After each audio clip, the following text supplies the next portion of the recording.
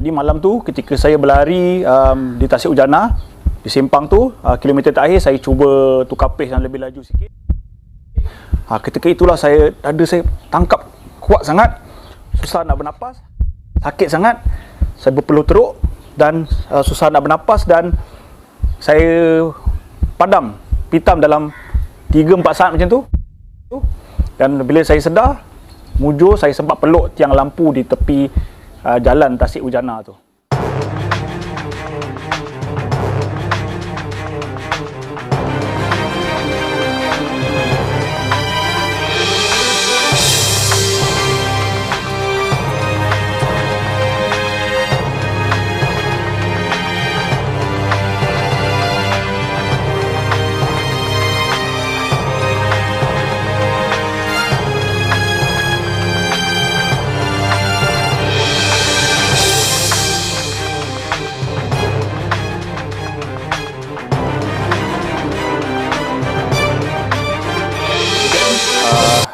Saya terus menghentikan larian saya. Saya rasa something tak betul dan saya terus balik rumah. Dan saya masih belum tahu itu sakit serangan jantung. Saya ingatkan itu adalah asma saya yang biasa. Dan keesokannya saya ke hospital dan bila keputusan diketahui, saya immediately ke operation room lah. Assalamualaikum, nama saya Arumi. Terima kasih masih bersama dalam YouTube channel saya. Hari ini saya nak menceritakan bagaimana saya terkena serangan jantung ketika berlari, 2 kali serangan jantung di hari yang berlainan dan bagaimana 4 cm stent berada di saluran jantung saya hingga hari ini. Dulu saya seorang yang sangat gemuk, obesity. Semua dah tahu Okey, dan dalam masa sama saya ada pelbagai penyakit-penyakit kronik. Saya hypertension, saya dah mula makan ubat. Saya menghidapi asma sejak kecil lagi kerana keturunan, potensi diabetes, kemudian saya ada near miss sleep disebab gemuk sangat dan gaya hidup saya tak berapa sihat sangatlah. Saya memang suka makan, food lover. Kalau boleh setiap hari atau setiap minggu nak makan buffet. Makan memang banyak dan saya gemuk, kuat berpeluh dan yang paling berbahaya sekali, saya seorang heavy smoker. Saya sangat kuat isap rokok. Saya berhenti rokok tahun 2010. Jadi bayang daripada seorang yang obesity, yang ada penyakit, saya berjaya transform diri saya dengan mengubah gaya hidup saya. Dulunya saya seorang pemain badminton, mewakili kolej saya untuk inter-college di university, dan saya seorang yang aktif, saya seorang yang bersukan. Tapi itu berubah sebaik saja selepas saya berkahwin lah. Bermakna apabila kita berkahwin, ketika itu saya mungkin komitmen kerja, kesibukan kerja, saya berhenti secara drastik lah aktiviti sukan saya ketika itu. Dan ketika itulah kehidupan saya berubah lah. Maknanya saya semakin gemuk, semakin tak sihat, pelbagai penyakit ada dan fizikal saya tak berapa elok lah. Dan saya semakin kerap dan kuat isap rokok. Yalah, kita dah kerja kan, ada duit dan kita beli rokok, duit, senang aja. Jadi apabila mengubah gaya hidup saya ingat saya dah sihat. Anda bayang setiap tahun saya menjalani health screening, pemeriksaan kesihatan secara komprehensif. Result saya cantik. Mungkin kolesterol tu borderline sikit tapi still okey. Jantung saya okey, ECG okey, stress test saya okey. Menyangka saya seorang yang sangat sihat. Saya tak tahu saya ada sakit jantung ketika itu. Jadi setiap orang ada impian lah. Dulu ketika saya mula-mula berlari, daripada gemuk ke kurus, impian saya nak menambahkan acara larian maraton. Minat saya terhadap larian maraton tu semakin menebal lah. Jadi saya berjaya menambahkan beberapa larian maraton lain. Dan saya memasang impian dan angan-angan untuk satu hari nanti saya dapat berlari di satu cukuplah World Major Marathon. Dan Alhamdulillah rezeki anak-anak saya, rezeki daripada Allah, pada bulan 7 bulan 8 2019, tahun itu saja 2019 untuk Tokyo 2020 lebih kurang 400,000 penyertaan. Yang nak pilih tak sampai 40,000 pun, tak sampai 10%. Jadi saya menerima email daripada Tokyo Marathon. Semua orang dah post kat Instagram dan Facebook, tak terpilih lah, dah terpilih, tapi tak ramai yang terpilih. Saya buka, ketika itu saya kerja di Teluk Intan, saya ingat lagi ketika itu.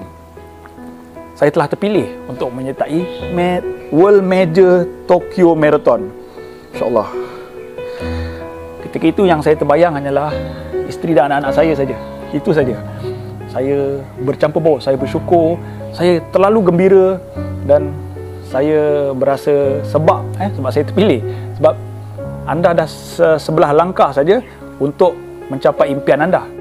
Jadi apabila Tokyo Marathon ni satu yang sangat besar bagi setiap runner, setiap pelari-pelari ni, macam dia punya impian setiap orang lah. Hampir setiap runner ada impian untuk berlari di mana-mana World Major Marathon, termasuk saya. Jadi persiapan saya sangat rapi. Sebab saya nak mendapatkan versi yang terbaik diri saya. Keputusan saya kata nak pecah personal best lah dekat Tokyo. Jadi latihan tu saya angkat ke satu tahap yang lebih tinggi daripada sebelum ini. Jadi saya menyertai, saya sign dengan The Running Plan. Bermaksud latihan yang disediakan tu sangat baik dan saya sepatutnya peak at the right time di Tokyo. Ini masih segar dalam ingatan saya pada 23 Februari, hari Ahad pagi tu saya, sebab Sabtu tu sebelum tu saya dah buat long run. Hari Ahad tu biasa saya akan buat recovery dah, saya pilih di gym Dream Fitness seperti biasa. Saya lari 5 km easy di treadmill. Memang slow lah, tapi pace yang terakhir tu saya cuba lajukan sikit lah. Macam biasa saya cuba nak lajukan sikit. Terus saya tukar daripada pace 7 ke pace 5 je. Dah saya tangkap sakit sangat. Jadi saya terus menghentikan serta-merta lah. Jadi saya try lagi, saya cuba lagi, masih sakit. Saya ingatkan serangan asma. Jadi saya balik dan saya ceritalah dekat Harry kan, saya kena serangan asma, jadi saya nak rehat lah. Jadi hari Isnin tu saya pergi kerja ke Perak, outstation balik hari. Malam Isnin tu, jadi yang hari Ahad tu heart attack yang pertama. Jadi hari Isnin tu, lepas Isyak, dah balik travel dari Perak tu, saya try lari lagi sekali di Tasik Ujana. Itulah saya terkena serangan jantung yang kedua. Pun saya masih ingat itu adalah asma. Saya ke hospital selang 2 hari selepas tu, selepas saya pergi ke Ipoh pula selepas tu. Okay. Jadi apabila sampai di hospital tu, saya dipas daripada respiratory sebab ingatkan asma. Saya buat yang peliknya, saya buat stress test masih lepas lagi hari tu.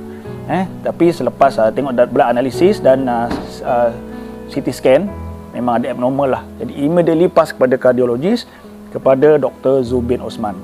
Jadi Dr. Zubin cakap segera buat prosedur angiografi. Jadi angiografi ni, sebab ketika itu dia tak tahu berapa persen blok. Angiografi ni akan menentukan apakah prosedur yang sesuai mengikut blok tu.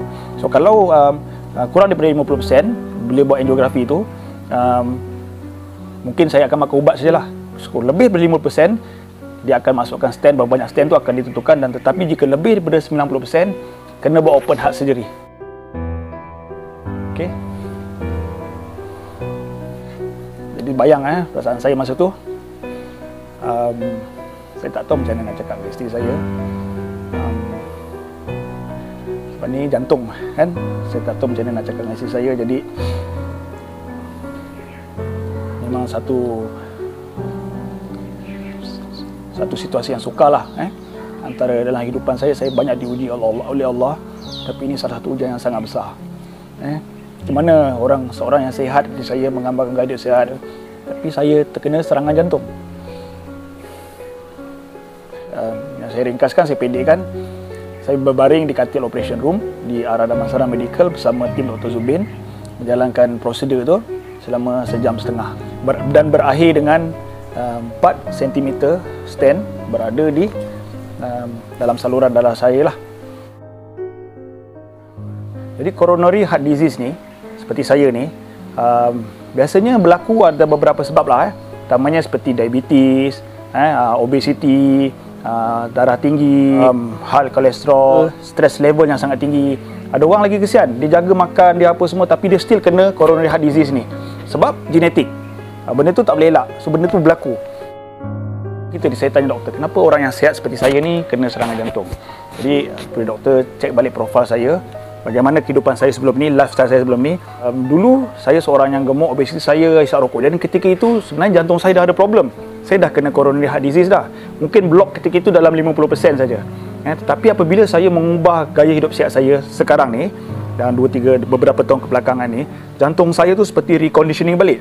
Bila dia reconditioning balik, sebab tu saya buat health screening setiap tahun lepas. Jadi tetapi problem yang blok yang dulu tu, dia tak bermakna dia dah hilang, dia tak boleh hilang sebab dah berlaku. Jadi dah terlambat sebenarnya. Ya, simptom ini dipanggil undiagnosed coronary heart problem lah. Maknanya problem tu tak dapat didetect. Kecuali anda melakukan intricate analisis darah. Dan sebab tu anda tak heran sekarang ni, terutamanya mereka-mereka yang berumur 40 ke atas, jangan terkejut, umur 20 tahun pun dah ada kena serangan jantung. Jangan terkejut, dan semakin ramai berlaku ni. Di Malaysia saja, jumlah kematian bukan sebab coronavirus, tapi pembunuh nombor 1 di Malaysia adalah jantung. Setiap hari 50 orang akan direkodkan meninggal disebabkan penyakit jantung. Jantung ni memang keseluruhannya sebab gaya hidup anda lah. Malas bersenam, darah tinggi, tabiat makan yang tak boleh dikawal. Jadi itulah yang berlaku pada saya.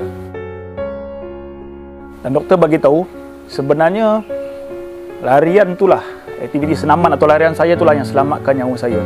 Anda bayang orang seperti saya ni, yang terkena serangan jantung ni, saya terkena push to the limit. Maknanya bulan tu mileage saya tinggi, 300 km. Saya banyak berlari. So macam enjin kita dah push to the limit tau. Baru dia trigger kat situ. Orang yang tak sihat, yang tak bersenam, tak payah berlari. Dia tengah duduk, meninggal. Tengah makan, meninggal. Tengah bawa kereta, tengah berjalan, jatuh, meninggal. Ini kisah benar. Jadi apa yang menyentuh hati saya, apabila saya ceritakan kisah saya di media sosial especially, rupa-rupanya ramai di luar sana yang seperti saya ni. Jadi mereka malu nak bercerita, mereka tak tahu, dan mereka hilang semangat, hilang motivasi.